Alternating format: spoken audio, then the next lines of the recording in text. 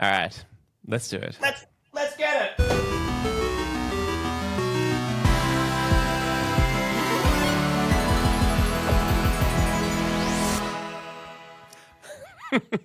Hello, I'm Jason Fox. And I'm John Anthony. And you're listening to Kindred Spirits, where we dance amidst the liminal, weaving inversions that lead to conversions. What's your conversion? Hey, what's your margin? That's right. I was like trying to do something about inversions. Oh God, because it's going to be. But thank you. They sometimes do. You know, it's funny. Go for it. Yeah. Well, talking about margins, I think I sent you a photo, but my beautiful daughter had her first lemonade stand on the weekend. Fizzy. Oh, did I send you a yes. picture? I don't know if I did. No, you told me about it. It was just so cute because we did it with our neighbors and they made Christmas cards and little bracelets and bashed out lemonade. But the cutest thing about it is that they're there obviously to spin a profit, but they don't really understand that to set the whole thing up, that costs money in the first place. You know, so in their head, it's all free money, right? And then you kind of feel like a boring dad trying to explain to them about like margins. Like, you do understand that your mother had to purchase the lemons. You're breaking commerce down for a 6-year-old. Kind of takes the spirit out of the thing, doesn't it? Removes the joy. Yeah. But this is actually I love that. I love to see photos. I reckon. Yeah, it's one of the most beautiful things. I was about to say I reckon our listeners would love to see a photo, but I didn't want to point that on because you might want photos of Phoenix out in the world. But yeah, but maybe the stand. I mean, I can show. Okay, the stand. Yeah, that'd be nice. Yeah. But this whole thing about margins, right? I've been reflecting on this podcast and the reason I brought up inversions is because I thought it might be quite fun for us to invert our usual biases and maybe shine a light on the other side of things. Because typically you and I show up in conversation and we're all pro-emergence. And we are eschewing or besmirching of structure, efficiency, expedience, extraction, rigidity, scripts.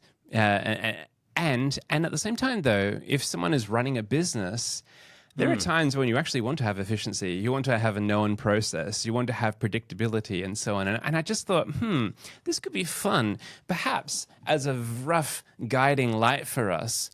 Instead of responding to what you and I do is respond to an overemphasis in structure and order and efficiency in the machine. What if we were to kind of flip it and dance on the other side, invert our own paradigms? What say you? So I love it, but that would involve us pre-setting the agenda of this before we do it. Have I heard you correct, Fizz? No agenda. I'm just using this as this vague. I already feel that. I already feel the tension of like the structure, stifling the group. It's more like this. Maybe it's me and my insecurity. I feel like we've been getting some lovely feedback from folks listening to this. Beautiful feedback. It means the world to us. It's so lovely. Folks listening, saying that like we've had multiple folks say they listen multiple times to these episodes. I think I've got this vague paranoia that because I consistently show up in support of emergence and sacred entropy and sacred ambiguity and all of these things, that as a result, anyone listening will be thinking, oh shit, this guy's just going to come in and create chaos and stuff like that. But I'm pretty sure for you and I, like if you went and you saw a team and you had all this scattering, duplicated effort, no one talking to each other, no one knowing what they're doing, I think that you would sense that, oh, this kind of needs some, just as you would with like music and stuff like that, we need like some rhythm here. We need to have some sort of structure. And so I'm just trying to, I guess, maybe I'm just trying to do this for myself, try to kind of think, how would we show up and like slightly to argue the other side of the coin, if that makes sense. Well, it does, because as you spoke about bringing the chaos, something that occurred to me that I do all the time instinctively is I feel like I step into systems and even into workshops or days with agendas that are already quite rigid even before they begin. And Yeah. so part of where it is that I'm trying to add value is I'm introducing chaos into what is Oh yeah. already an overly rigid agenda. And I know you and I have sort of spun that in our own way, but it's weird as you were getting into that earlier. And you spoke about predictability. You know, it reminded me of that idea that most of us understand instinctively that predictability is one of the many things that equal psychological safety. People want to know what's coming next, don't they? That's why they're always telling you to give kids a What's the routine. agenda? Yeah. You know, and I find it so cute because as a dad, it never occurred to me that if you don't give the kids the agenda, they start asking for it. So I've lost count now of how many times Phoenix has said to me, "Hey Dad, what are we going to do today?" You know, and then what's going to happen? And then what's going to happen? And we never really shake that loose, do we? Everyone likes to have an idea about what's coming next, and so they should, you know. And the other fun argument is that the best predictor of the future is the past. And then if we want to go neuro for a second, we know that our brain is a future predicting machine just trying to keep you safe, built around previous experiences. That's the way that you're wired. You know, so it was funny because as you were saying all that stuff then, it occurred to me that I love getting rid of this myth, and it's mostly dead, that there are adult learning styles. Did you ever see this stale bullshit, Like, Fizz? I'm a Like visual learner. I'm an auditory learner. I'm a kinesthetic. I'm right? And you know, there are so many ways to destroy it. One of my favorites was a quote, or it might have been a podcast interview that I saw a couple of years ago with Adam Grant, and he spun it in a way that just made so much sense. He said, adult learning styles are a nonsense. It might be a nice idea to have a peripheral awareness of the different ways that people can learn, but if you want to be a lifelong learner or you hope to learn anything, then you must be able to take a chameleon approach. You must be able to pivot within your own learning style depending on content and context. And so the best example, Fizz, is you might say to me, JA, can you teach me to drive? But before you do, just so you know, JA, I'm a theorist. And so I go, okay, Jason, then read this book on how to drive, right? And then I chuck you a set of keys and say, get on with it, Pappy, right? This is the glitch, isn't it? You know, I mean, this is sort of the glitch. And it would almost be a weird question. Why do people tune into this? Because they don't know what's about to happen, because you don't, and neither do I. But what is it? Like it's some kind of cooked labyrinth roller coaster. What is this? Well, it's a dance, right? We meet each other in the present. We have contemporaneity, or some sort of fancy word to describe the meeting of each other. Yes, with an openness to dance into emergence. You mentioned something before here that the learning styles. It makes me feel like, oh, this is this fucking quest for optimization, right? I'm this person because of this diagnostic, so then I'll have my learning input tailored to in this way. And that might kind of result in a temporary expedience, but it results in a fragility because, yeah, cool. What happens if there are no theory books on how to drive, you know? Like, you've got to dance. I'm with you. The chameleon, like, it's shapeshift all the way. Only that which can change can continue. This is the principal way which infinite players live. But I'm... All right, I'm already like, I tried it, I can't. Like, you mentioned the routine or the agenda, right? I have such perverse delight.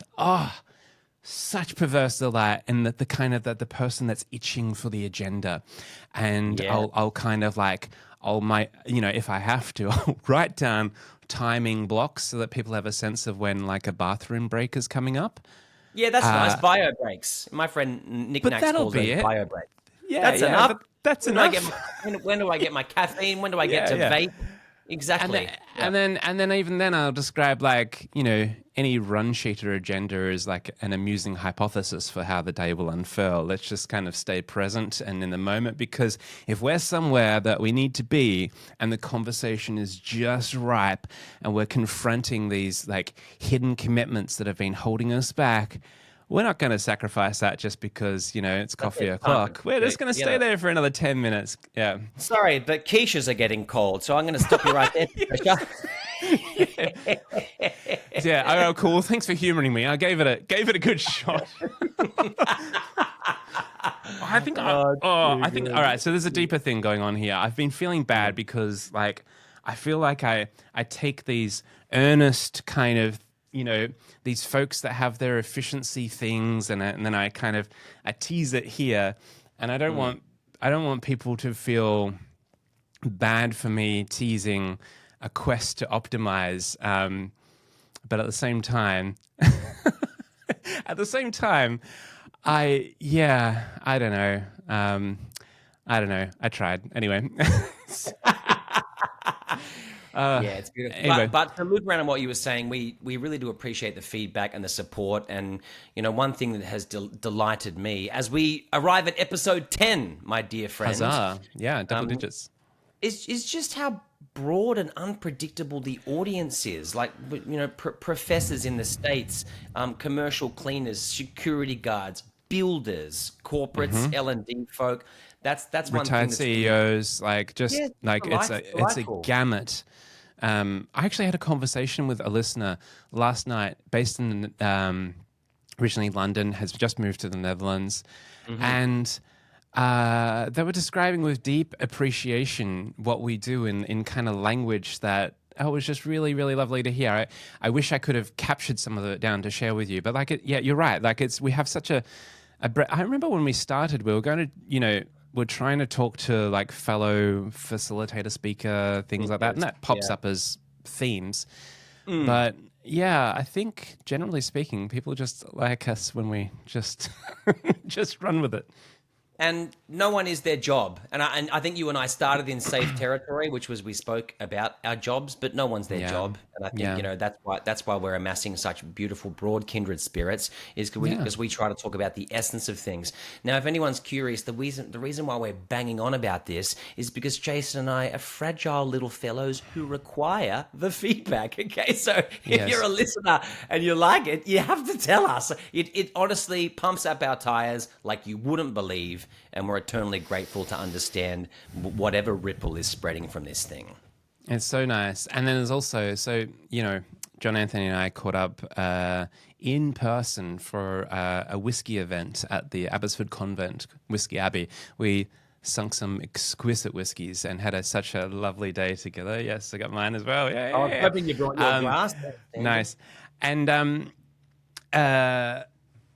one of the things that we were talking about when we got together, because sometimes these ideas blossom up. Usually I'm like, oh, yeah, we can do this. But this sensibility of like not trying too hard to make this a thing.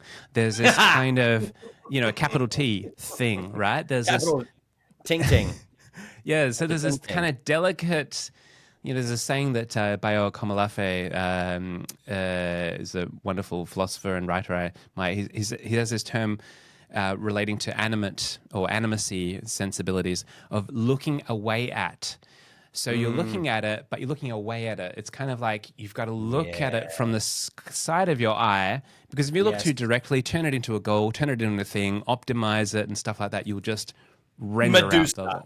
Yes. And it's funny because this reminds me of a great conversation we had when you spoke to me about a technique in bird watching where you don't want to stare into the eye of the sparrow. I'm now completely misquoting you. As Jason said, ye not stare in the eye of the sparrow, lest it fly. But, that's what came to mind.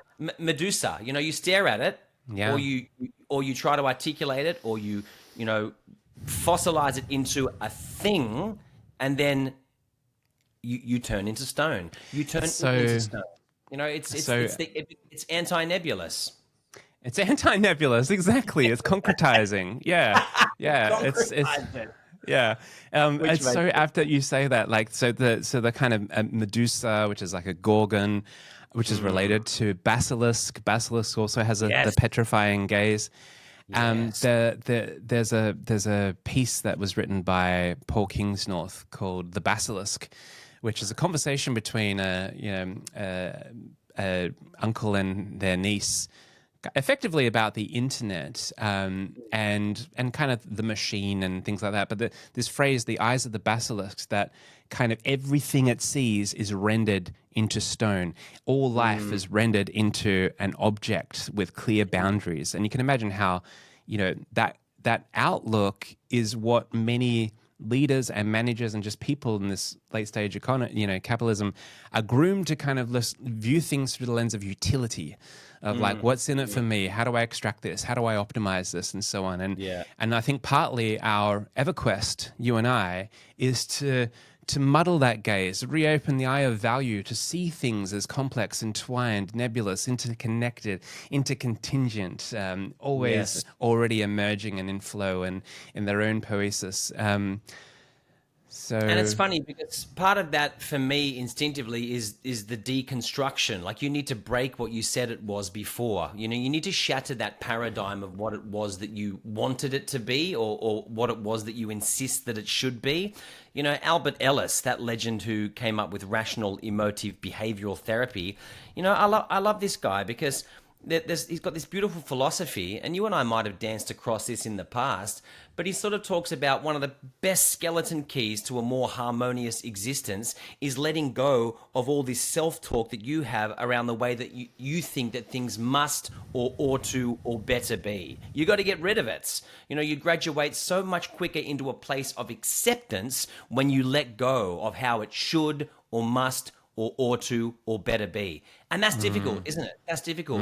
But what we're dancing around here is that in our own way, we're scared to either try to say what this is or make it a thing, because then the second you do that, you kind of ruin it. It's like when people are in a new relationship and they say, I don't want to put labels on it. Like, it's the same kind of spirit, isn't it? Don't ruin it by saying what it is. Fascinating. Yeah, and there's parallels here with the kind of the magic of naming, and also how that can go wrong when you can kind of collapse something into a name. I'm going to discard that tangent and just ask you, what's on your mind? What's been on your mind, or what's on your mind? Thank you, my good friend. So something that I'm only just starting to play around with now, and it might be a bit too early for me to go into it. No, it's actually perfect because you would be ahead of me on the path here. This idea from Plotkin about Soulcraft and more specifically getting into the idea that soul and spirit aren't the same thing. Like, I look forward to seeing what you have to say about that. Soul and spirit definitely aren't the same thing.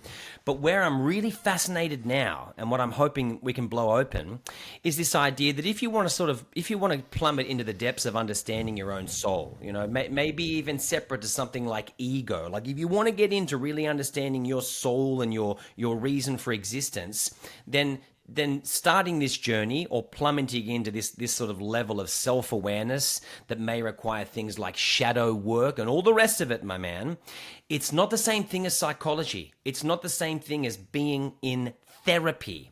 And what I love about beginning to understand this is that when you go to therapy, and mate, I'm a fan of it. My mother's a clinical psychologist. I'm certainly not talking smack about it. But when you go to therapy, there's always these goals, aren't there? And when you're in therapy, the goals are about, how do I live better? How do I be happier? How do I regulate my emotions? How do I function smoother? How do I graduate to a place of harmony and cohesion? But really what you're trying to do is you're trying to find a way to adapt or survive within the existing shitful system that you have no choice but to be trapped in, right? So you're learning a bunch of coping strategies, really. You're learning how to cope with our, and I mean that collectively, our own fucked up circumstances. That's why you're in therapy. Whereas if you're doing soul work, there's something very different about that. It doesn't have the same inverted commas goals. It's less kind of dirty in that way. And that if you really want to do this, there's a very real chance that you're not going to have a lot of fun. You're almost guaranteed a bit of a breakdown. Oh, yeah. You're guaranteed a breakdown before the breakthrough. So that is what has been on my mind. Great thing to have on your mind. That's cool. I didn't know that was on your mind. This is almost a daily conversation with Kim and I. It's very, this is even another layer of specialness to our friendship, because it feels that there are a few people that I can speak to about this thing. And it's largely because the wider world is mostly locked within a cage of our own making. We can pick the lock to this, but most of us don't. Locked within hyper rationality. So the whole modernity, the individual, separate from nature, hyper rational, very cognitive, very disembodied. And so there's an allergy that prevents us from having conversations relating to soul, to spirit, to the underworld, to all of this stuff. And I'm so down to talk this. I would like to. I'm so glad you brought this up. I feel that this is a conversation. It's a living conversation. The more of us, I would love for more of us to be having. I forget the original question nestled amidst that all. Well, it's interesting. I mean, I suppose the thing that I'm enjoying being stuck on at the moment is how and why it is that soul work or soulcraft is different from psychology or from going to therapy. That's what I want your brain on. All right, sweet. So again, like you, full respect to psychologists and therapists. This is important work. There's a real distinction too. I'm just doing caveats here. There's a distinction between molting and dissolution. So just as like a snake might molt its skin, we go through chapters in life where, there is something you would have gone through that when you became a father. There's this kind of like, zoom, like you're like, all right, stepping up, new chapter here. There are different aspects that I need to step more into. Still authentic to you, but you're bringing more of that, and it's transformative in its own way. But what this soul work often speaks to is it links to, a lot of work from Carl Jung. It speaks more to dissolution, which is where, from Bill Plotkin's sense, the adolescent self, the social identity that we craft for ourselves that helps us to get through society, of which the vast majority of people in the world are still in this adolescent phase. Some of us start to outgrow this adolescent self. And the pathway to what might be considered our more adult self involves a descent to soul. And soul, in Bill Plotkin's language, is the ecological niche in which we are contributing to the wider web, and we're in that individuated, unique role within the wider web of life. Now, this descent will feel irrational, and it will be antithetical to a lot of the conventional therapy out there. Now, there's a distinction with depth psychologists versus other fields of psychology. Depth psychologists tend to have a sense of what's going on here. And there are definitely folks that have experience with soul work. But I think what it requires is, and which is rare, is someone who understands the journey that folks are on, because the descent to soul, there's a lot of, I would, just to use the language, both Kim and I, we would consider ourselves to be in the cocoon at the moment. This sense of dissolution. You've met me. You met me in a dark space and you've helped, and I was just coming through after the wonderful plant medicine journey. Yes, but there's still a little more work for me to go in terms of coalescing here. Whereas most other folks would just be wanting to kind of get back on track, or, as you say, to fit back within the convention. So, long story short, I've just kind of basically padded it out. I don't know if I've answered the question, but I'm resonating with your distinction.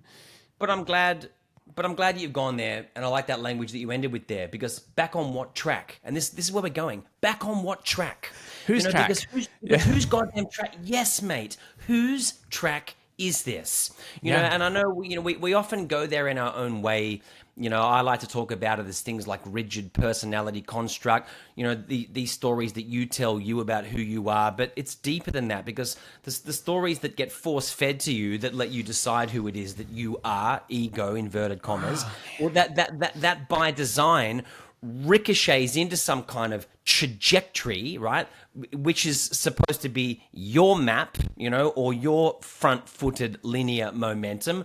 Whose track, man? And that's what I worry about sometimes. There's a very real chance that it's not your track. Oh yeah. And so that's where I get a bit sort of excited, but also torn up because Yeah. because are you riding the pendulum or is it behind you and it's pushing you? Because that's not the same thing.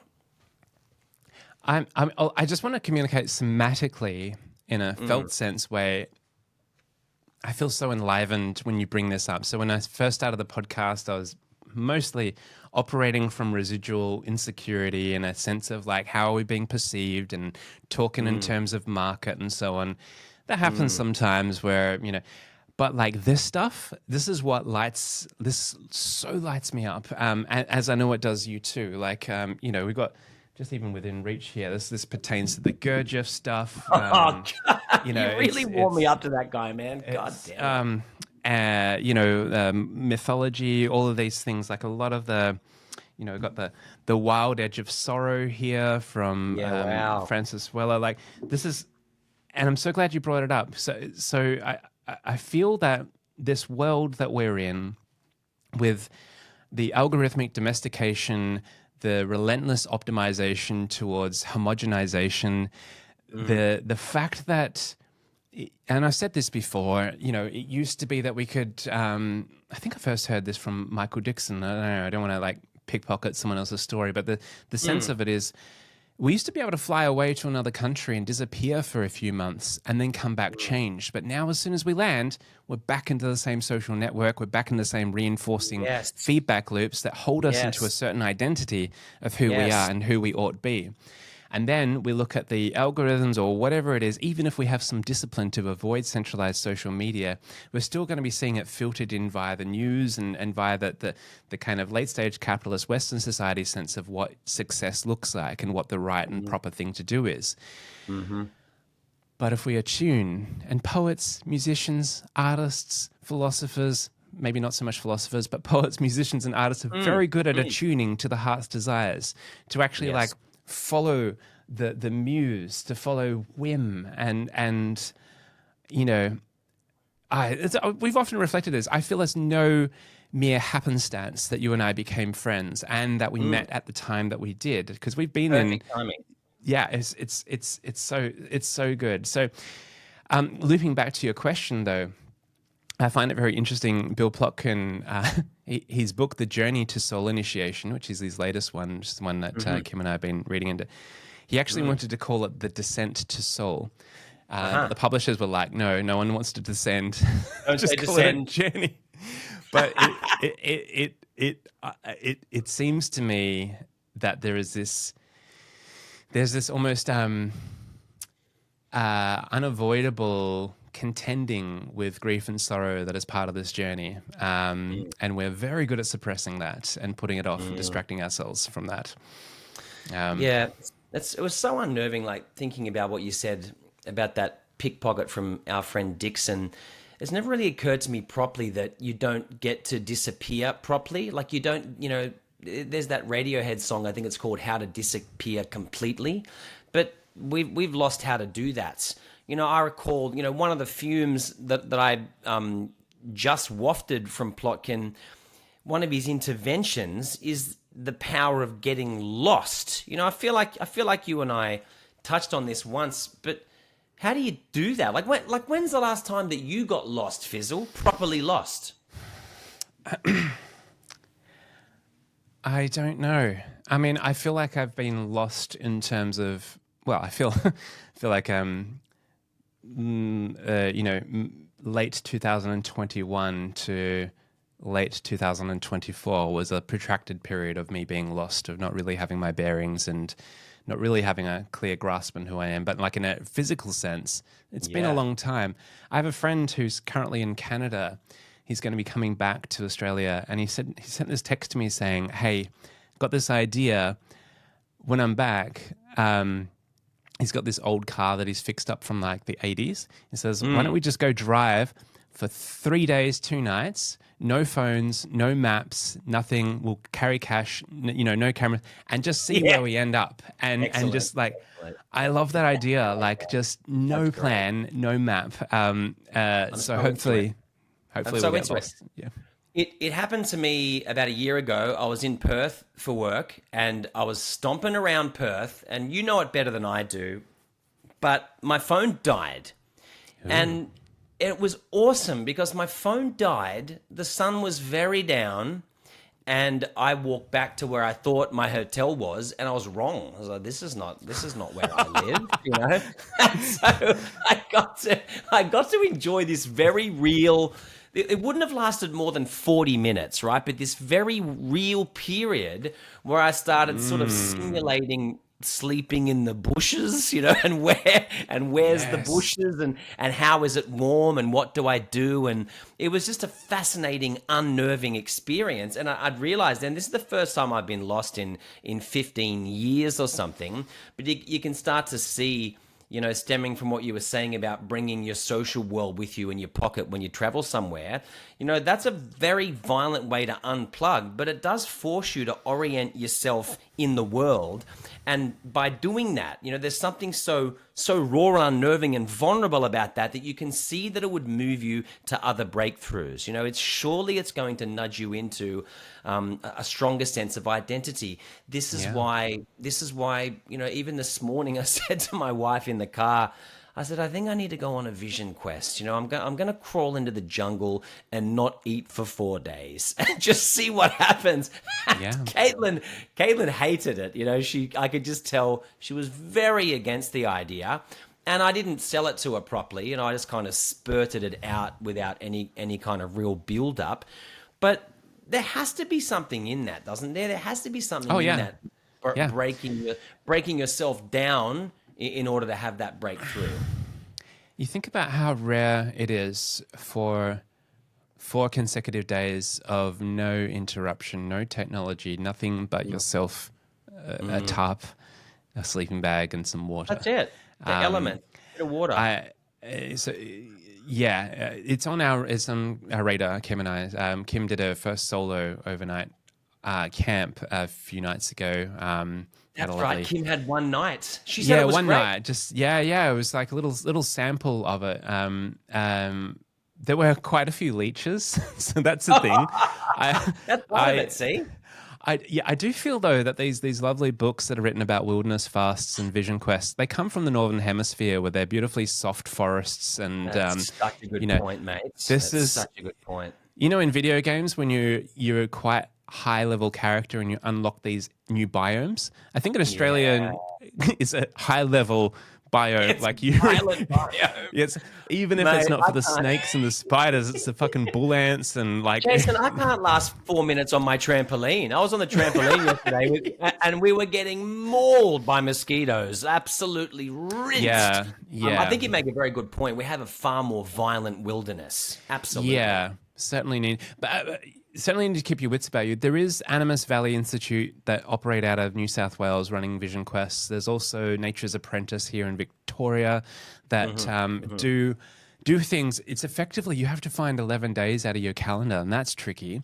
There's a few days camping, then you do the thing, and then there's a few days of integration afterwards. And you know, it's on the radar for us. And mostly, there's this. Oh God! I mean, excited with you. Hey, you and I should do a camp anyway at some point. Yeah, we should go camping. That'd be fun. That's so true. That's actually maybe we can have that's a really whiskey. good goal for next year. I mean, because I heard a rumor that while Kim camped solo, a certain somebody had Oban to keep them company. I did. I shared it with a friend who had a van. He has this beautiful van camp set up, and we both played our Steam Decks into the evening. And but the Oban is such easy drinking. I sunk a fair bit, but you know what? I had Korean pear juice beforehand. Oh, you did it! You did it, and it was Did it fine. work? I was fine. It was a Wow. miracle. Yeah, I don't. Yeah, I know you said before and after. I only had the one, but even the one was magic. Oh, you did the Yeah. before, and that's a tip that I got from my sister. And any listener who hasn't heard it, you smash some Korean pear juice before a big night on the lash, and you jump up, don't you? You jump up like a little groundhog the next day, like nothing happened. I want to chat with you briefly about this thing of you being lost and then scouting out places to sleep. Yeah. Kim and have you heard of? I think it's a Stoic thing. I think Tim Ferriss popularized this notion of fear setting instead of goal setting. No, this sounds great. Let's talk about this. It's basically where you kind of you think about what are your fears, and then you live out your fears. Like, Oh, mate. I'm worried that I'll be homeless and have to sleep on the streets. Well, cool, go sleep on the streets. I'm worried that I'll like run out of food and stuff like that. Well, cool, go on like a fast or something. So I have this thing, Kim and I sometimes will point it out, but like where we're like looking at like, oh, that'd be a good place to sleep if need be, or But my big strategy is I'm just going to waltz into conferences and have the sandwiches for lunch. That's my food sorted. You know what I mean? Just walk in there and just blend in. Look what you know what you're doing and stuff like that. And then I was chatting with the AV crew about this. And they were vibing with it, but they said like the key is just make sure your shoes are okay, because we have to naturally keep an eye out because it happens sometimes and stuff like that. And so they might be looking fine with, but just, make sure your shoes are okay. Shoes is the giveaway. So that's what we're going to keep in mind, that as part of living rough, you need boot polish and a rag. But I love this, I love, your phone's died. I'm just imagining you stumbling out of a whiskey bar or something like that, and like, shit. How did you know? And then it's like some sort of video game thing. You've got to find the hotel. It's like that's what it is. That's your thing. But then your wits would like you'd be paying attention. Like, where was I? What's the thing, the angle? Yeah. I sobered up real quick because I definitely I might have had a Vue Carré and a couple of single malts, but I sobered up real quick when I was considering bush bashing my slumber. It was unnerving, but I guess that's the point that I'm making, is I also felt very alive, and it's a strange thing to get into around entertaining that deliberately getting lost might be in your interest. It might be in your interest to do, because you're violently unplugging. You're unplugging, and you're killing your device, and it's so insidious, the tech that we've come to lean on. I remember my guitarist saying to me, he said, I don't know how to drive anywhere now because I've constantly got Google Maps on in my car. And then I read something just last week that I thought was really interesting. There's rafts of research that suggest that people who suffer dementia and Alzheimer's, in the early stages, they get very good at masking. Like, they learn a whole bunch of really clever tricks into pretending that they're not losing any of their cognitive function. And apparently back in the day, one of the early giveaways was that they would get lost. And that's how family and friends began to help nudge them towards a diagnosis. But now because of Google Maps, it's way easier to trick everyone into the idea that you're oriented when you're not. So many parallels here. Like folks leaning heavy on AI, it's like thinking that they're quite smart and stuff, and then one day the servers go down or the prices goes up, and be like, oh shit, I don't know how to do a bunch of cognitive atrophy. We've arrived at cognitive atrophy. I mean, we're already there, aren't we? I mean, that's such a great term, cognitive atrophy. My God, it's already happening. Yeah. I am genuinely trying to think about some creative constraints about, particularly as we're both winding up towards the end of the year, as a bit of refresh. But I'm just thinking, how can I play 2026 a little differently? And I think ever since sorry, I keep referring to this plant medicine journey, but ever since that, like, I'm so much more porous to feeling, and so there I'm much more affected, and social media affects me, and my responses are more emotional and embodied, and I feel like I need to be very disciplined about not slipping too deep into the algorithmic feed. I'm pretty good at maintaining discipline around it, but just every now and then I get tired, and then like, what the hell am I doing? Like. And being intentional when you access and why you access and what you want from it. I find that one of my safest approaches has always been not just uploading videos in the spirit of service. Might this be helpful? Not come to my seminar at the end. Just might this video be helpful? And then the other one that I feel like I'm getting better at in the last couple of years is you log in as an audience member with love. So you just go into comment threads and go, "That was awesome. You're I like cool. that. I love you. That's you're good. the best." Keep it up. That's brilliant. I mean, why wouldn't you do that? If That's nice. Yeah. because if you really are, and this is sort of me talking to me here, but if I really am on there in the active service and I'm uploading videos in the active service, then along with that comes me just trying to support people, and sometimes it's people that I don't know. Like I'll just sort of go in and Yeah. Oh, that's say lovely. how awesome they Yeah. are, or that they're a beacon or whatever. Yeah. Where's the harm in that? And you can't. It's hard to log in and do that, and then log out and say to yourself that was a waste of time. Because you were in there I with a heartful agenda. Yeah, I feel like your algos are dishing you up nicer things than mine these days, and it might be just I just need to just give fob it off for a while. We'll see. We'll see. It's But you said it to me a couple of weeks ago, and I really enjoyed the comment. You said to me the algorithm is drunk, and it is drunk. I saw a lady today log in, ex LinkedIn, and she said, "Hey, I used to work at LinkedIn, and just so everyone's clear, even the people at LinkedIn don't understand the algorithm." And then she went through to bust all of these myths about the way that oh it yeah. works. And it's almost like they're so obsessed with not being biased or not doing anything that feels overly commercial or sort of ad hungry that they themselves don't understand their own algorithm. So even that I found, I was pleased to hear it, to be fair. So there's this. Yeah, I love that. There are some folks that I follow that have made, well, quite a few actually. I find that some of the most interesting things are from not the centralized platforms, and quite a few have just left LinkedIn, left Instagram.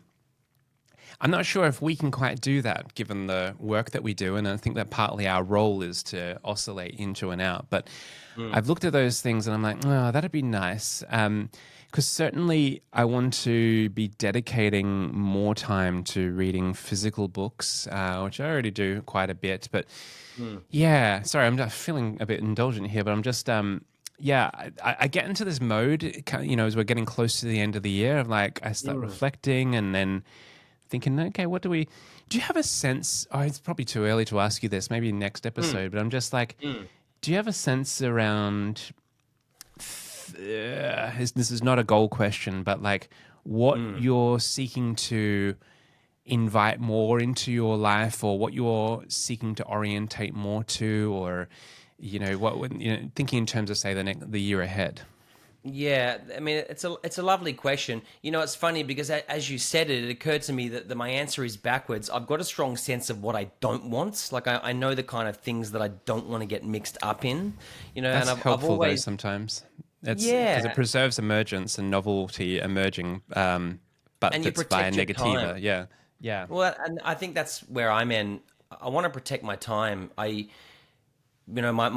deepest wish, as I've said to you before, is to suspend the beautiful gaze yes, between my infant Luna, who's only 6 months old, and my beautiful wife. The longer I can keep those two, in each other's, within reach of each other's spirit, that's the overarching goal of next year. But I need to be very careful because along with that, I sometimes worry what might come from me is a scrappy kind of grubby approach to grabbing whatever gig gets near me because I'm preoccupied with that as an agenda, and in the end, what it does, I've thought it all the way through. It doesn't have a good knock on because I become so exhausted, within this grind that I've created for myself, that then I feel like I'm giving my best, I'm giving my absolute yeah, best of me to transcend, which means that my family doesn't get the best of me. And this, I'm sure there's lots of listeners that can relate to this. You sometimes worry, am I giving all the best of me into the thing that's generating, the income that supports my family? But then as a result, what version of my family, of me, are they enduring? And and so that's something that I'm trying to think a lot about next year. Sometimes I'll climb off an airplane. This is only a couple of weeks ago, Fizzy, but I'm off the airplane and I'm bathing my daughter, and she's 6 months old, mate. I can't even begin to articulate the joy of bathing your 6-month-old baby girl, and I kept catching myself falling forward almost headbutting the porcelain of the bath from exhaustion. So I'm looking Yeah. at myself and I'm like, what the fuck am I doing? Like Yeah. I'm sort of torn between this look after them and look after them. Are you with me, legend? Like Yeah, look man. after them Yeah.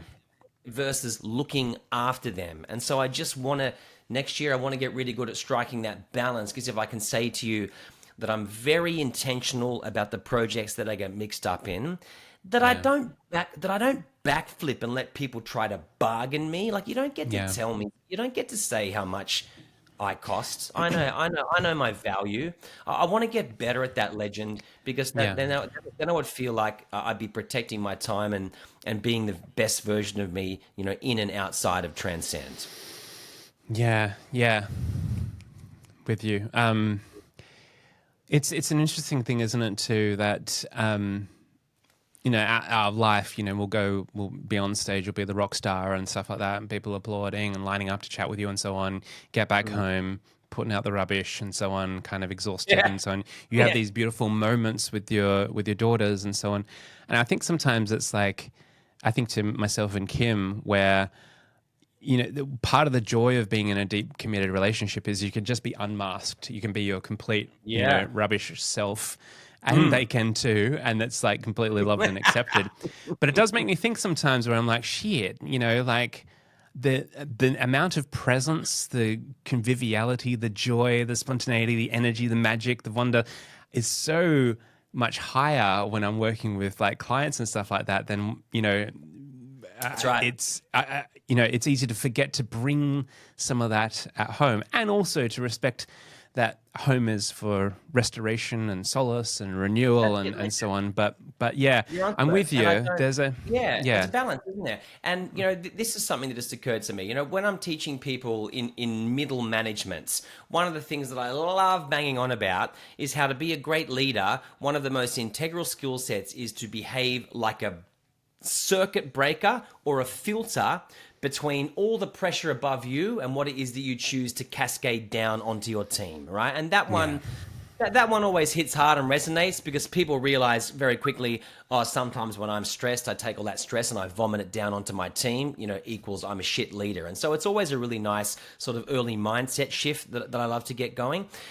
And being a conscious filter and deciding, well, what is it that you let trickle through from the pressures that you're feeling onto the people that you're supposed to be motivating, inspiring, empowering, and supporting. But then yeah, I sometimes worry that as a sole trader, I don't have any colleagues, right? So I sometimes think, am I just oversharing the nuance of every goddamn thing that happens to me with my wife? Like, does Katie really need to hear all of this? I just got this email and this is what they said and here's how I wrote back. Like, sometimes I think, do I really need to put her across the detail of what I mixed up in here? I'm not being a circuit breaker. I'm not behaving like a yeah. circuit breaker between some of the stuff that I get to sift through and what I cascade, onto my missus. There's something you said there because we don't have any colleagues. One of the things that I am looking to bring into this world, because I've had the great fortune of being part of such a thing, is I'm so not used to sharing stuff that's still in draft, but I effectively want to start the equivalent of a thieves guild, but for freelance independent consultants and practitioners. And by thieves guild, I'm just talking about a group where you have a bunch of different kind of specialist generalists or generalist specialists. Like everyone individually can do most things. They're highly Yeah. omnicompetent. But, in a thieves guild, you have the lockpicker, you have the cat burglar, you have the swindler, you have everyone has their different skills, but we're all kind of united, right? And Yeah. then the whole thing is like, yeah, cool, we're all independent consultants, but sometimes we'll band together to work on some big projects. And sometimes we'll refer each other work. And, the guild might get like a small cut that then gets used for marketing and so on. And Nice. I like that. I've been this before. The camaraderie is so good. And when you get these weird emails, you've got a bunch of colleagues that could be like, guild. that'll heal you. You got the guild. And And see, what's happened is I've had that in the past, but then a lot of the friends that I used to do this stuff with have then gone and created their own consulting firms. And when they do that, they become a bit of a black hole or a vortex for all opportunities, because they've got to keep their revenue up, which means that they'll give the opportunities to the junior folks and so on. And that spirit of, like us as individuals, there's only so much work that you and I can do. And then, we're cooked for the year. So that's like, you just... Yeah, and then sometimes it's so fun working with kindred spirits, and then the client gets the synergy of 2 or 3 or 4 really talented minds working together that is so much more potent than a big consulting firm just churning out their templated, cookie cutter. And so much more nimble and agile and quick and bespoke, tailored, customized, purpose fit. So I love that, man. Something like that might emerge for us. Yeah. That's fantastic, mates. Yeah. That's really exciting. This, if anything, I hope this rouses you to continue to share ideas that are in draft, because that's very tantalizing, man. Who wouldn't want to be in that thieves guild? Yes. I'm in there. After working more. It's like, who are you? Like, after working 9 years on a book and not sharing it with us, and then seeing someone I admire share an essay of the same title, I'm going to try to share some of these things in motion. Hey, quick question. Yes. Should we do a little thing for a fake ad, or should we skip this one? Yes. Yep, let's drop it in there. I have an idea in my head for it. I haven't recorded it yet, but I've got something. So thank you, Fizzy. Here comes the fake ad. It might not even be an ad, but it's something.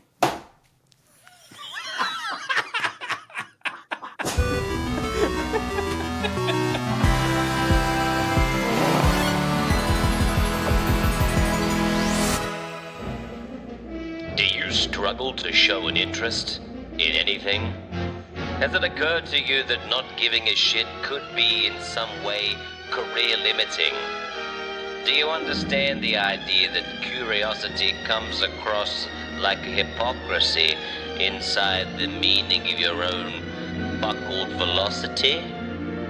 Or here's a turn of phrase to keep you edgy and interesting by being interested. Do you mind if we just double-click on that? Sorry, Barry, I'd like to go back. Can we just double-click on what you just said there? That's interesting, but if we could just quickly double-click on that. Listen, I like it. I think I'm into it. It's got my attention, but first, can we just quickly double-click on that? Double-click on that. Yeah. I mean, I know that it's a primarily audio medium, but I just wish that listeners could see how close my Roland SPDX drum pad is, so they could appreciate how useless I am in missing contact with it. Well, what's the strike rate, Fizz? I reckon I mishit it probably two out of 3 hits. Oh my god! No, I'd say you mishit just over half the time. Yeah. So that's right. It's less than 40 centimeters away from me, and I can't make contact with it. Good. No, anyway, let's hope that everyone enjoyed that fake ad. Dude, I reckon let's segue to whiskey. But before I do, I just want to say, I just love chatting with you and the way your mind works and the things that are emergent for you. And it just, I say to Kim sometimes, I get this, what do you call it? A vulnerability hangover or an authenticity hangover, which I love. It's a sign of a good conversation. It's, and one of the things, it's some of this person I was chatting with in the Netherlands last night, they were just saying just how much they love hearing us and just what we're grappling with, because it makes it seem so real. And in their words, they were just saying about how, so much, and this is me paraphrasing, but, so many folks put forward this kind of professional, got it all figured out, squeaky clean, or a kind of manufactured authenticity, which, has the right amount of vulnerability and so on. But yeah, I don't know. We got something special going on here. I appreciate you, my friend, and it is lovely because sometimes I can admit, I'll log in and I might have had a weird morning or got disrupted by something, or had a miscommunication with a client, or it's sort of often often it's a simulated idea of what I thought was coming and then not being married up. You know, it's exactly what I got into earlier when I was talking about Albert Ellis and trying to delete what should and must and ought to or better be. But, you know, one thing that I love so much when I speak to you is that quite often before I know what's going on, I find myself right on the edge of my chair, you know, with a really sort of upright and energized posture, and I realized that I find the conversations very enlivening, man. So you know, it's definitely it's a symbiotic simpatico, my good man. I've been working on my /about page, which I hadn't updated for like years, and it's torture. It is so hard. It's so hard but it's fun as well. Like, it's good suffering. But there's this word, I didn't end up dropping it in, but I really love that word you use, enlivening. Like, there is something about when we are enlivened. I think about the same thing. You've walked out of the, you know, whiskey bar. It's nighttime. Your phone's died. You've got to get back to your hotel. Bam, just how like enlivened you become. Like, you're paying attention, you're tuned, you're like, you're sensing your way. And like, I feel like the you know, we bang on about all the time, all this efficiency, all this kind of algorithmic ease dulls and kind of deadens and dims that sense of enlivened acuity and attunement. And it's getting worse. You know, let's not go there because we're about to drink whiskey, but I do want to echo that. I'm trying not to swear too much. I want to emphasize that sickening thing that you and I extracted from that face melting podcast. What's it called again, Fizzy? The great simplification. Oh, yes. So the idea that we now understand that social media was stealing our attention, whereas AI is stealing our attachment. And if you just think about that properly for a second, you know, and stay on your idea about us numbing. I mean, if you think we're numb now, just strap in for the next 7 years and watch what happens as we, the guinea pigs, get to endure the tsunami that is having attachment mind. Yeah. Anyway, should we drink some whiskey? Yeah. Okay. Yes, let's do it. And now, I know that was bad timing to do that. Oh, no, this is great. No, but I think this is just so topical. Like, again, like, thinking back to the start of this episode, like, I was going to like try to argue the other point and stuff like that. It was bringing some structure in. Part of what makes this work is the aliveness. We're attuned. We don't know what's happening next. We're paying attention. We're enlivened to this moment right now. You know, as you said that, and Dr. Zachary Stein is, you know, he's brilliant mind, so well articulated. We've seen just how devastating social media has hijacked our attention. Now we're witnessing artificial intelligence hijack attachment. As a parent, I can imagine that it's like horrifying to think that, you know, harrowing. And then I shared you that link, right, with a startup about, you know, cool, record your grandma or whatever, and then she can go on and, you know, your kids can have conversations and your grandkids can have conversations with your grandma. Sounds good in theory, but it's just going to trap people in these recursive loops that is a facsimile, a simulacrum, a kind of a false, shallow imprint of the vast, complex being that your grandparents are. Why would you want to?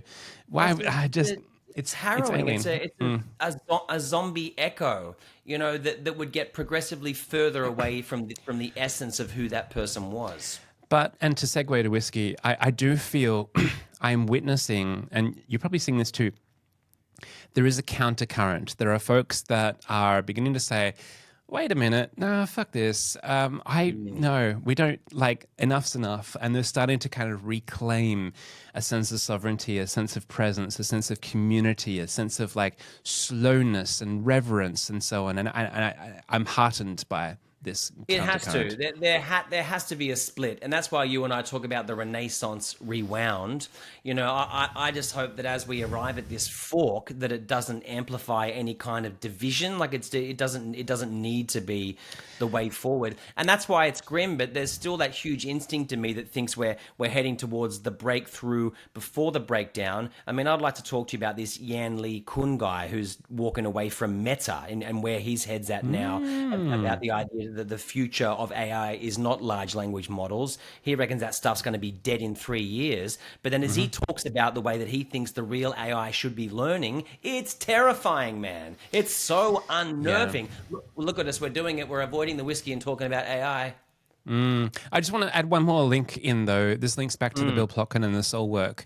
The world is going to need adults, and that means it's going to need folks who have evolved beyond their socialized selves that have been groomed to fit within the system and are living into their actualized, individuated soul work, which means showing up in a role that is contributive to what I would say is a world more curious and kind. Like, we need to have folks that are willing to go through that path, the descent and so on, so that we can show up as our fuller, more individuated selves to help the world around us.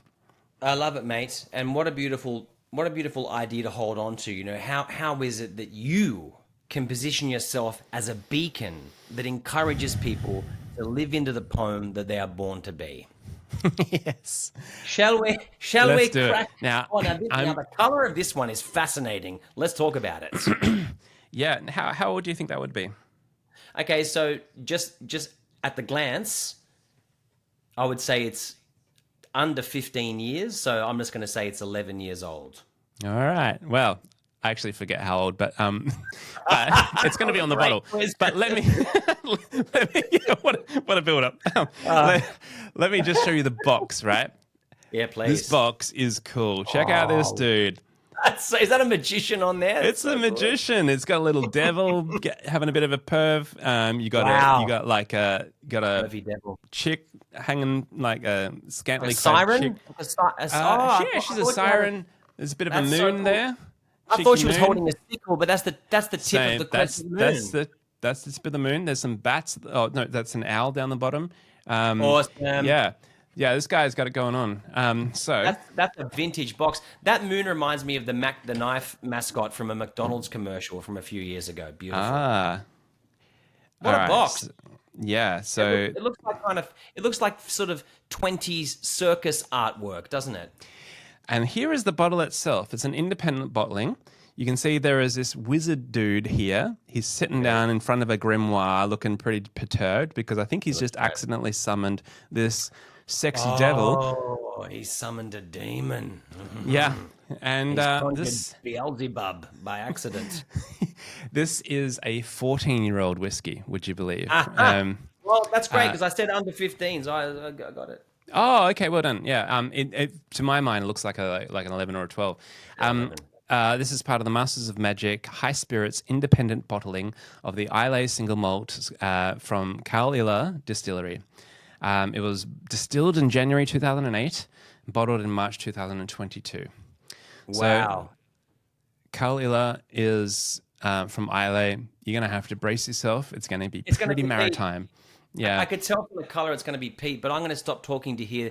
Now remember, it has become the twist pop. The twist pop plop. Twist pop and slosh. Twist pop and slosh. It's almost impossible. Good luck. Okay, thank you. I'm feeling it. Okay, twist pop and slosh. Okay, here we go. Oh, fuck it! It was just merely pop. And better, it was even better. Sans twist was you kind of cursing, like fucking.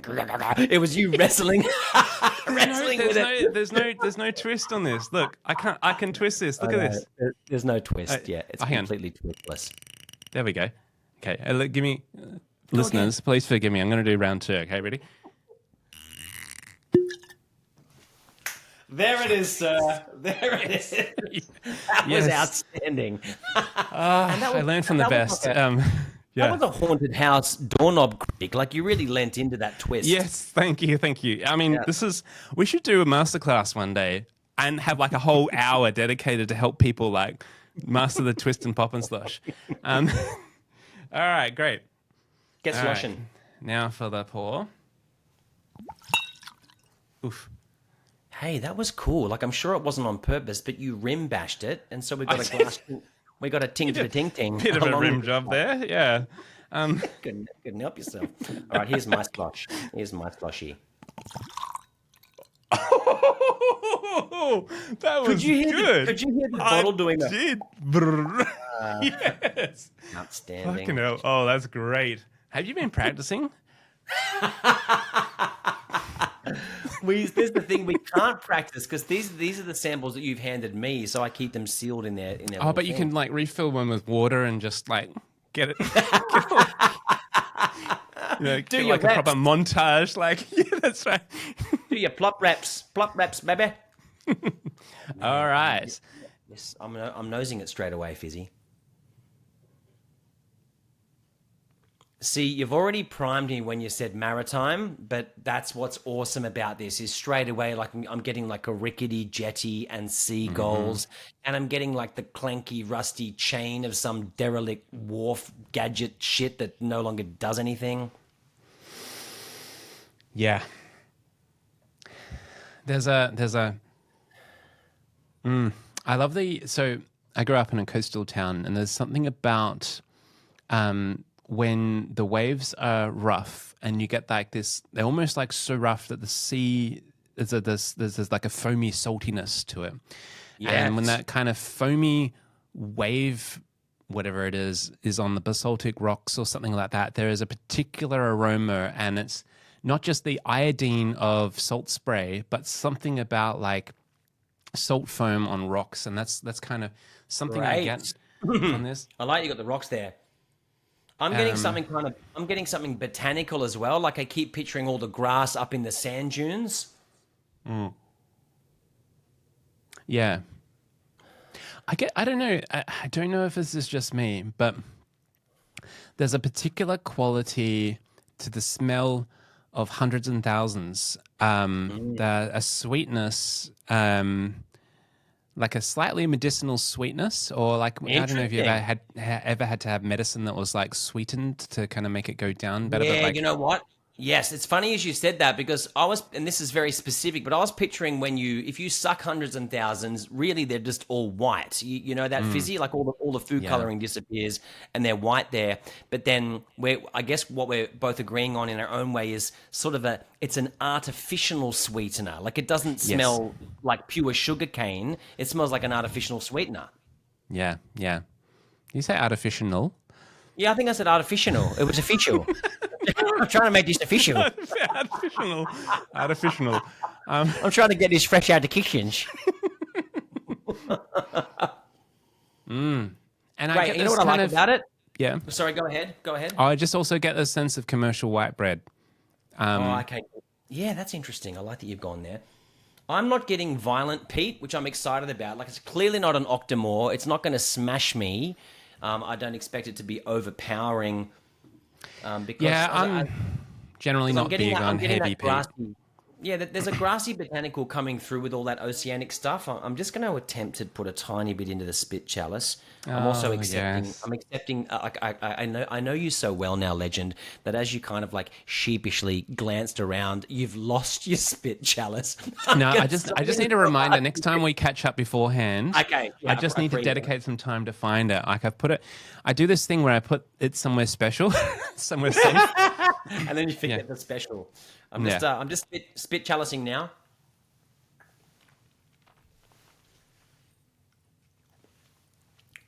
Well, I'm excited about this one, man. I'm ready. Are you ready? Oh, sorry, you're still spit chalicing.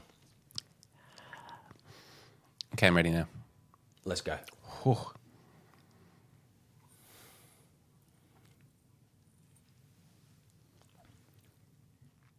Wow, you know the first thing that came to me? Marmite. Not Vegemite, Marmites, which is a bit more aggro than Vegemite, if you ask me.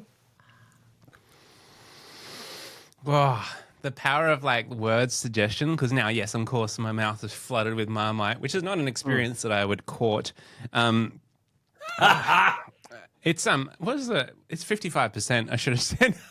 Oh, you little danger mouse! I'm really happy to share with you that we're hanging our Christmas tree tonight. So, Dad's going to have a bit of a pep in his step.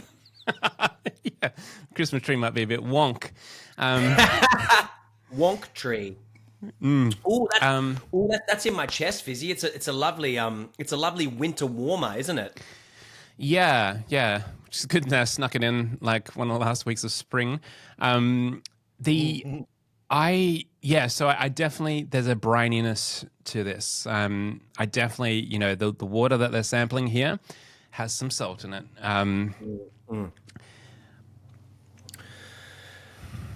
I want to say oysters. I don't eat a lot of oysters, but I'm getting it because there's a meaty quality along with that salt. Yeah, and I know this is not necessarily your preferred flavor profile, but I find I just really like the independent bottling and obviously the artwork here.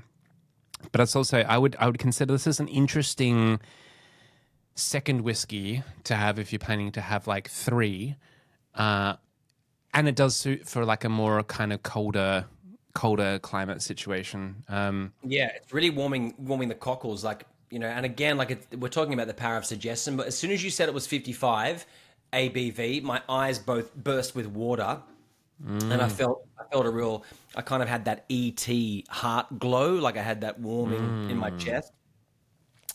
I'm just trying to. I'm struggling to describe the finish on this one, and I think it might be, as you say, because of my inexperience with peats. What are you getting on the legs of this bad boy?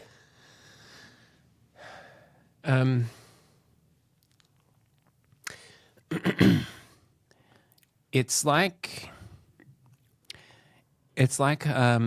there is a faint. The peat is very light, and the peat is not so much peat smoke, but imagine it feels like a lot of green leaves that have been crushed up, and there's been an attempt to create a fire, but it hasn't worked. And you've got like slightly singed, but ultimately too wet, like green leaves and stuff like that. Yeah, I love that. But obviously, like what type of leaves? We're talking eucalyptus leaves. So I feel like there is something like the leaves of trees that would grow in coastal heathlands. So like Yeah, because I'm taking that, like I could easily pluck that grass that's up in the sand dunes, that helps with erosion.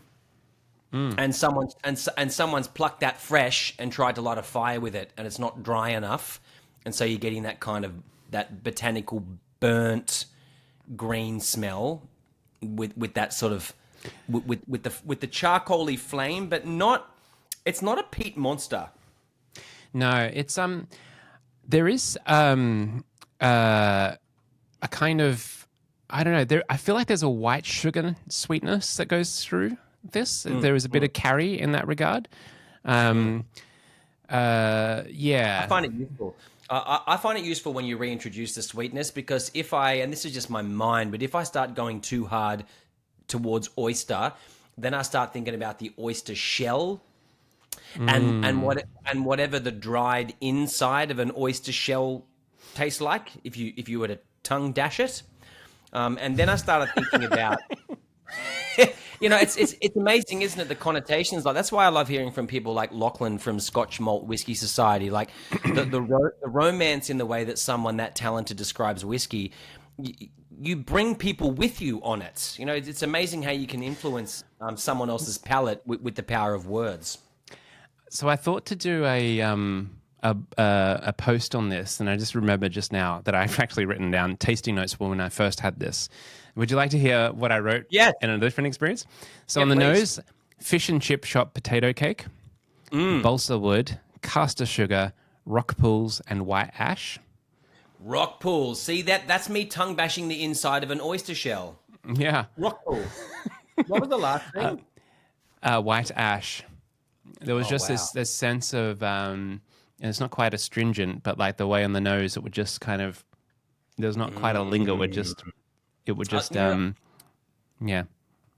You just put in my head the idea of a potato scallop. So, when you spoke about the fish shop, what did you say about it? Did you say potato cake? Fish and chip shop potato cake, yeah. Is that like a scallop fizz? Yeah, it's like a deep-fried slice of potato that's battered. And Yeah, great. I don't know. I salt. wonder if that's a Perth thing, because we just call it a potato scallop. But you said cake. I've never heard it put that way. Yeah, before. it's Australia's odd like that. So I think they call it potato cake in Melbourne too. But it would, it would vary. Yeah. Because I appreciate the word scallop is confusing because then there's the actual fish scallop, so it's weird. Yeah. But you know what you did there? That was useful to me because you gave me the oil. You know, it's funny because I don't eat fish. I wish I did, but I didn't get fed it as a kid. And as I try to eat seafood as an adult, it just reminds me of getting dumped at the beach, right? And so I can't really eat much seafood. But you can always tell if you're eating chips from a fish and chip shop because the chips have been cooked in the same oil as the fish, and they take on that kind of subtle oceanic flavor. And so I think that's really clever for you to say potato cake / scallop because that's what's going on. It's not a punch in the face, but there's that nuanced hint of this has been in contact with the sea. It's not the sea. So that was the nose, but the palates, it's funny. You mentioned oyster shells. I also mentioned oysters with a squeeze of lemon, olive oil, hundreds and thousands in white bread, and burnt sugar. Fantastic. But yeah, and then the finish, I wrote lit newspaper, warm granite, and jetty wood. So this gave me the best memory. When I was a kid, my dad used to light a barbecue in our backyard with scrunched up newspaper. And I'm pretty sure that's the way that he got it going. Like, I don't think we cooked our whole meal on burning newspaper, but I think it was, his equivalent of a fire starter. Yeah. And he put this really cute idea in our head as kids, because we love to help, we're there scrunching up the paper. It's exciting. We're helping Dad build a fire. But he put this really cute idea in our head that it wouldn't be a good idea to burn red ink. And so we would sort of like feverishly, scramble through the newspaper and then outlaw any print that was in red because we didn't want to burn that because we might poison ourselves. Like, it's just such a cute thing to think about. That's awesome. Yeah. Isn't that funny? Because as an adult, it's clearly a nonsense. If you're burning ink, you're burning ink. But I can remember the novelty of getting mixed up in that. And the most charming thing about the memory of that is that, my dad in his own way helped to create the illusion that we were being helpful. That's that's great. the essence of Dad, this is red. And you'd snatch it out of his hand. Dad, that's a red one. And he'll go, thanks, son. I'm glad you caught me on that. Isn't that beautiful? Like, that's a great thing to think about. You're going to be able to do stuff like that with Phoenix and Luna too. Yeah. I love doing it, man. Like, one of my favorite memories as a kid, because my little brother is 6 years younger than me and he's my best mate. And when he was a kid, I was teaching him how to be a ninja. Now, just so we're clear, I have no idea how to be a ninja, right? But I was teaching him how to do it. And I remember telling him that if you want to creep up on someone for like an attack, that you can't step on any leaves. Like, don't step on any leaves because that crinkle, that's going to, give your position away. And one of my favorite moments, this is one of my favorite all-time Big Brother moments, was a couple of weeks later, my sister Louise was trying to tease him. She's like, "You're not a ninja, Joshua. You don't know how to be a ninja, you little loser," like typical sibling banter. And my brother said, "Yeah, I bet you don't even know anything about being a ninja, like how you're not allowed to step on the leaves," right? And it was just so nice. It was just so nice hearing him, like, he was spouting the ninja gospel back to my sister. It was a beautiful moment for me. It was like, wow, as a big brother, especially when they're that young, they're really listening to you, man. Like, they're really absorbing whatever garbage you're coming up with. It was nice. You gave me such a memory of, like, when you have like a drink coaster and you throw it like a shuriken? Like how fun that is. And also how fucking dangerous it can be. Like, it can really, it can like do some serious damage. Yeah. You can take an eyeball, sir. Yeah. You can take an eyeball.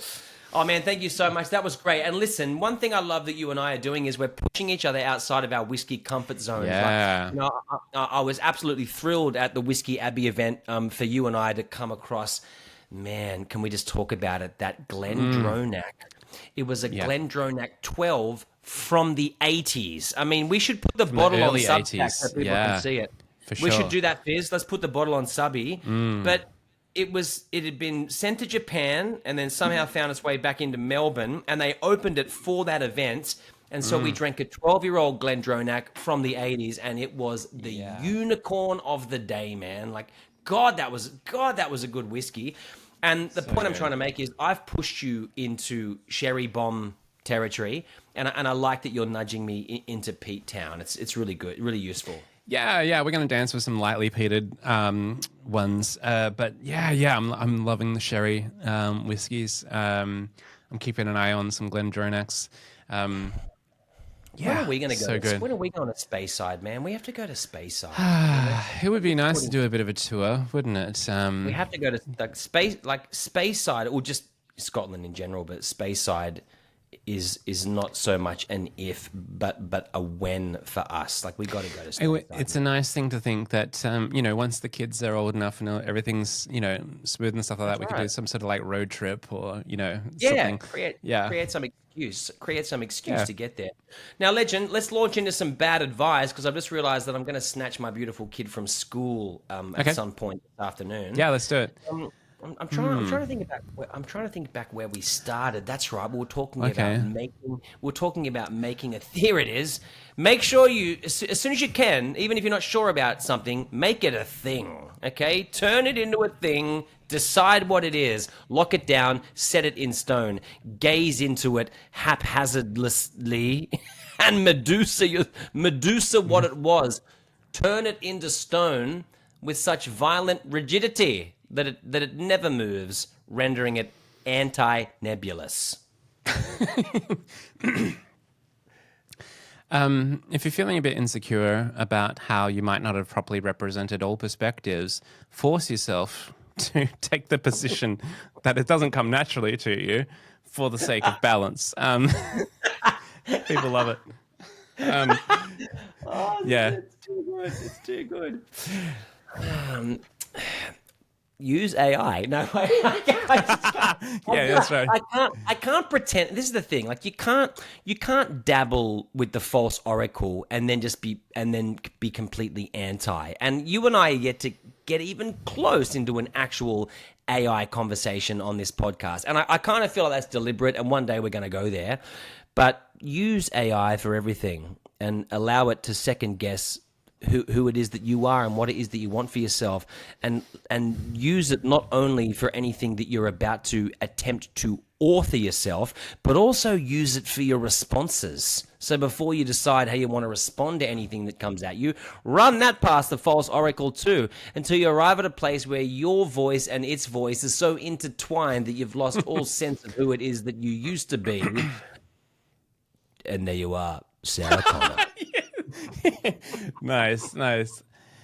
Well, hey, if you feel called to something beyond yourself, if you feel a sense of vocation, if you feel a sense of deeper meaning and stirring that is, that feels like you are being drawn into your own becoming, best get some conventional therapy.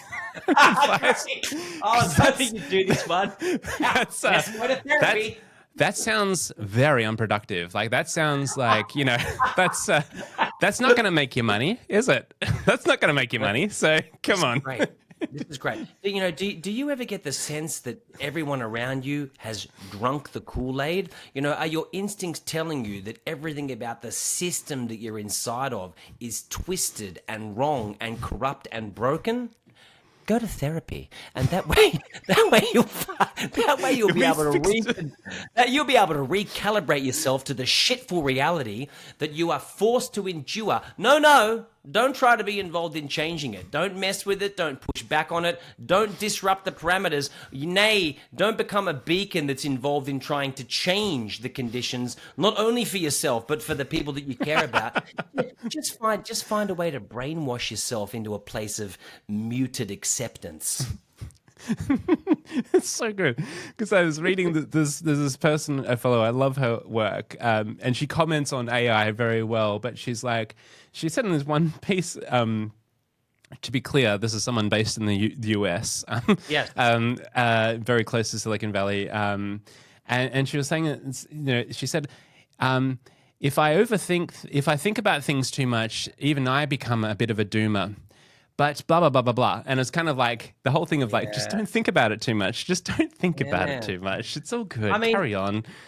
But that's, and that's a whole other fun conversation because that's a whole other exciting conversation, and maybe now I'll flip it back into the not Good bad advice. Yeah, part yeah. of it. Good to But, in demarcate that.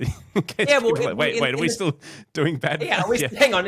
And I so often think how confused. funny is like if you're a first time listener coming in at episode 10, you're like, why are these guys saying all this twisted shit right at the end?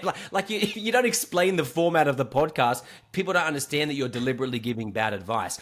But True. Legend, this thing about the doomer, like that has my attention too, because in the same way that you and I agree that you shouldn't fully look into the face of something, and that you want to kind of glaze it, with your peripheral, and then back into trying to live in the penumbra and all that other beautiful language that we have.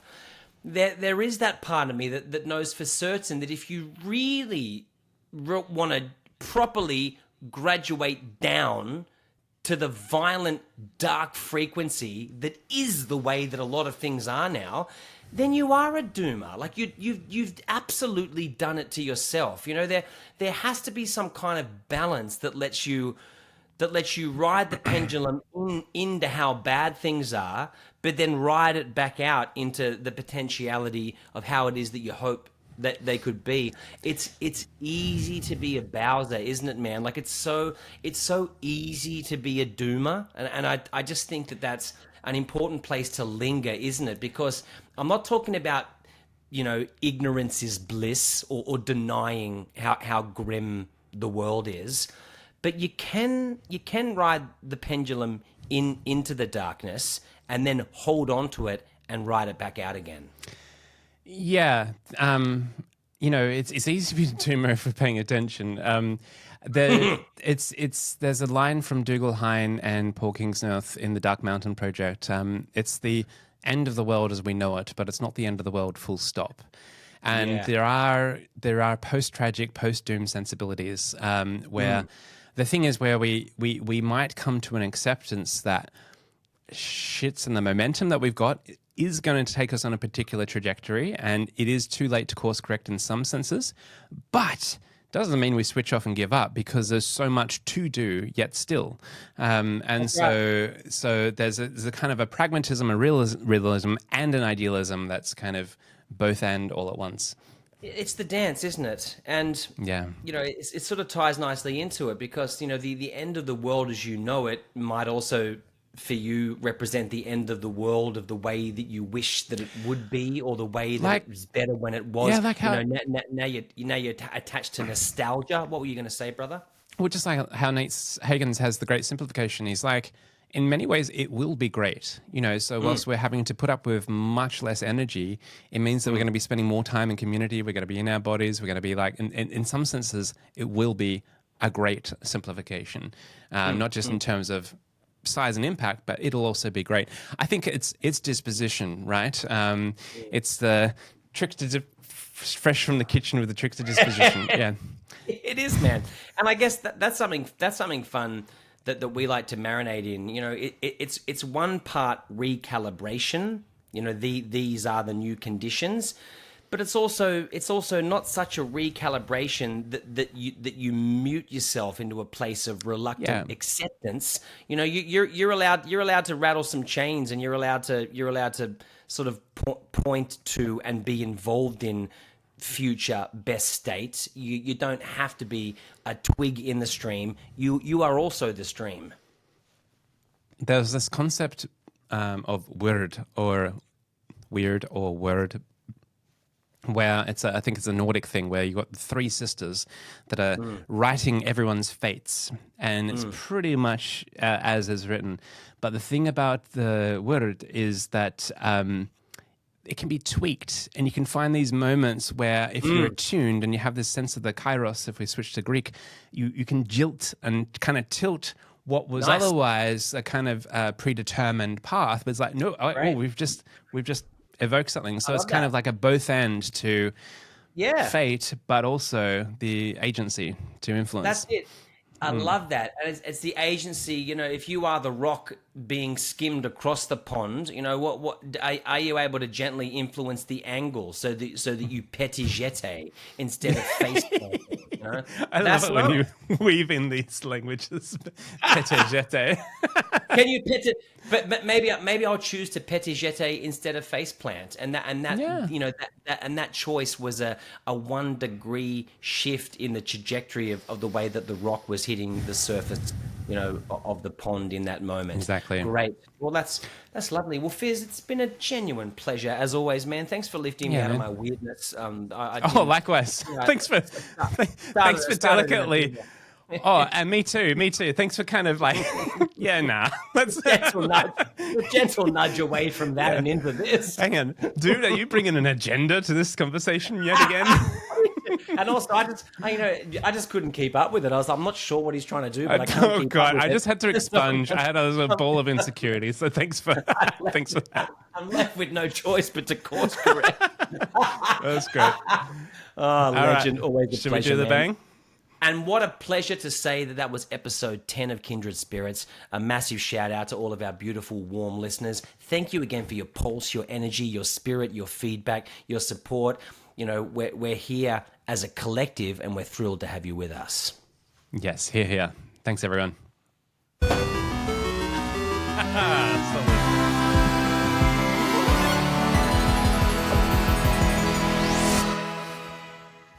Presto.